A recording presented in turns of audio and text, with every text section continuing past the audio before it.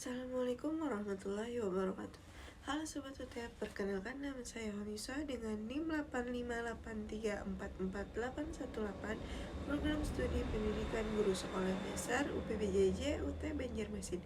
Kali ini saya akan mempresentasikan tugas 2 mata kuliah Filsafat Ilmu, yaitu peran filsafat ilmu dalam memperkuat ilmu pendidikan.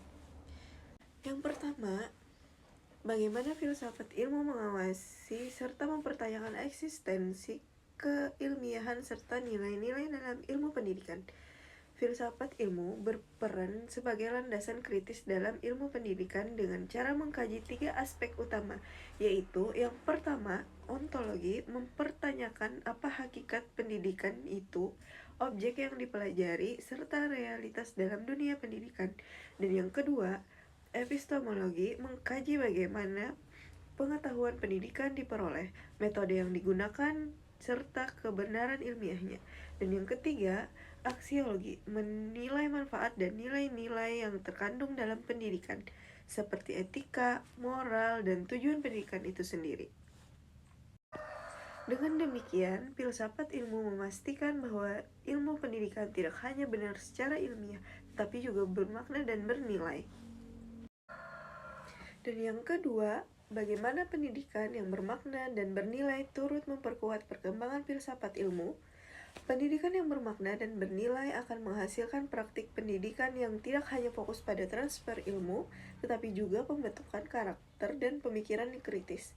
Hal ini memperkuat filsafat ilmu karena yang pertama, mendorong refleksi terhadap tujuan pendidikan, dan yang kedua, mengembangkan pemikiran kritis terhadap teori dan praktik pendidikan, dan yang ketiga, menjadikan pendidikan sebagai sarana pembentukan manusia yang utuh, atau bisa disebut dengan intelektual dan moral, sehingga pendidikan menjadi ruang aktualisasi dari konsep-konsep filsafat ilmu. Oke, yang ketiga, mengapa filsafat ilmu disebut sebagai psikoanalisis, ontologi, epistemologi, aksiologi dalam membedah persoalan pendidikan?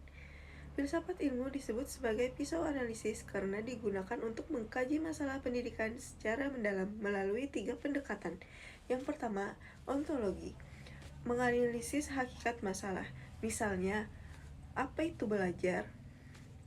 Yang kedua, epistemologi, mengkaji cara memperoleh solusi atau metode pembelajaran yang tepat itu apa. Yang ketiga, aksiologi, menilai dampak dan nilai dari solusi tersebut, apakah bermanfaat atau etis.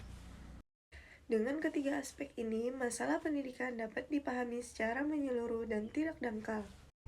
Dan untuk soal yang terakhir atau yang keempat, contoh konkret penerapan filsafat ilmu dalam praktik pendidikan.